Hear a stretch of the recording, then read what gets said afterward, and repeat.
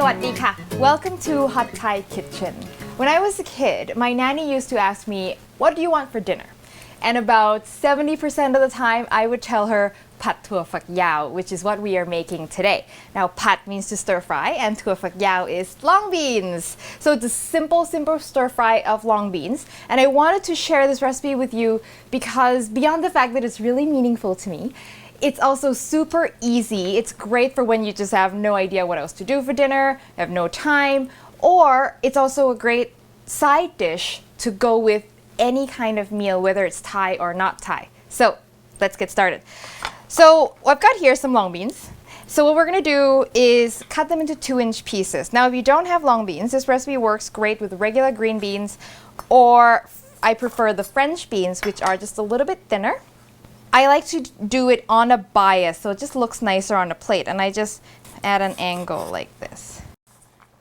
Now, so I've got some garlic, lots and lots of garlic for this one. I'm gonna really just rough chop it because I do like the garlic in sort of big chunks still. If you want, you can also add some shallots to this. I'm showing you sort of the simple, basic way, and you can start dressing it up however you want. Okay, so the next thing I'm gonna mix in our sauce. Now, this sauce is so versatile. It's basically the standard stir fry sauce. I've used some variation of this in other kinds of stir fry as well. So if you want, you can just throw the beans out all together and put in another kind of vegetable. I've just got some soy sauce in here. I'm using Thai mushroom soy sauce, and also some oyster sauce. When I put oyster sauce in a container, I always put a little bit of oil in the container first, and it helps it slide out a bit easier. And I'm also gonna add some Golden Mountain sauce, which it looks like this.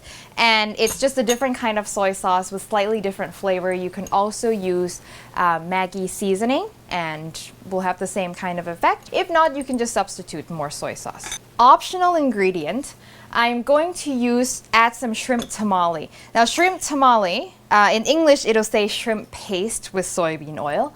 It's completely optional. If you don't put it in, it's still going to be super delicious, and this is just my trick that I've developed over the years. And it's just going to add some extra sort of umami, shrimpy deliciousness, an extra layer of flavor.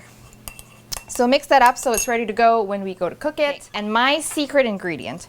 Now, when I was a kid, my nanny used to cook this with pork. She always put some pork in it, but I've discovered that I really like salted duck eggs in this dish. So salted duck eggs, I've used it in a corn salad before. It's basically duck eggs. It's been soaked in salt water, and over time the salt just permeates the entire thing, and when you cook it, it turns the whites really, really nice and creamy. It's just a great accent to a lot of dishes. So when you get salted duck eggs, just cut right through it, okay? There's the shell still on there because the shells are really brittle once it's been salted, and you can't peel it. I mean, you can, it'll take you forever. Just kind of cut through it.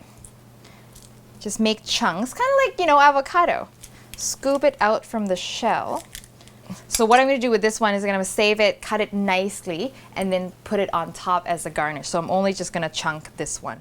Okay, so I've got my wok. You can do this in a large saute pan as well. I'm just gonna add a little bit of oil. In goes my garlic. I want to give the garlic some time to slowly infuse into the oil, get the oil really nice and garlicky so that the oil can then flavor everything else. Okay.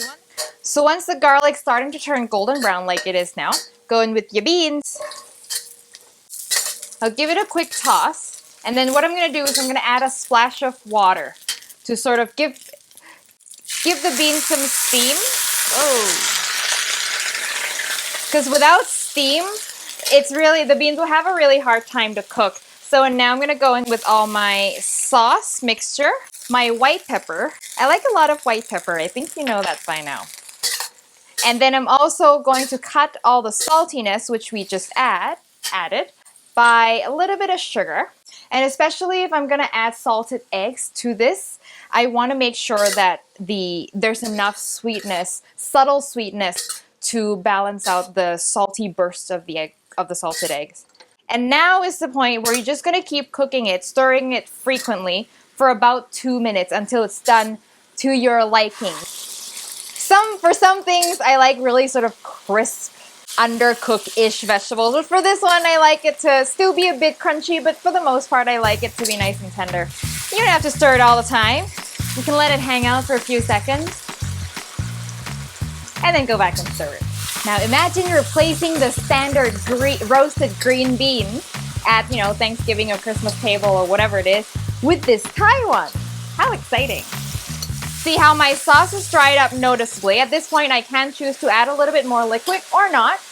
Again, amount of sauce is something under your control. And okay, I'm liking that. Now, I've done this lots, so I know if I just dig my spatula into the bean, sort of the resistance that I get where I want it to be, you can taste it if you want, if you're not sure. Okay, I'm gonna turn this off. And then I'm going to add my secret ingredient, my salted eggs, half of it, and toss that in.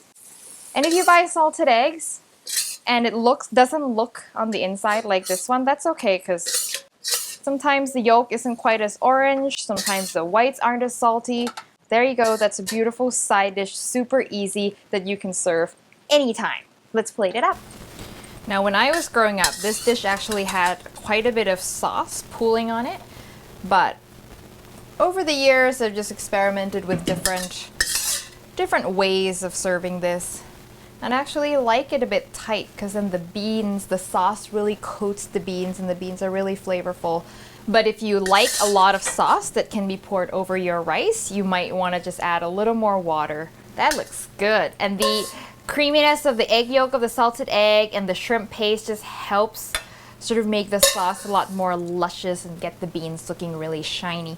Okay, I'm gonna put some of it on top just so it's a visual representation of what's inside so people are not surprised. Unless, of course, you want to surprise them. Yeah. And there you go. And if you want to, you can put red stuff on it and make it a little more festive.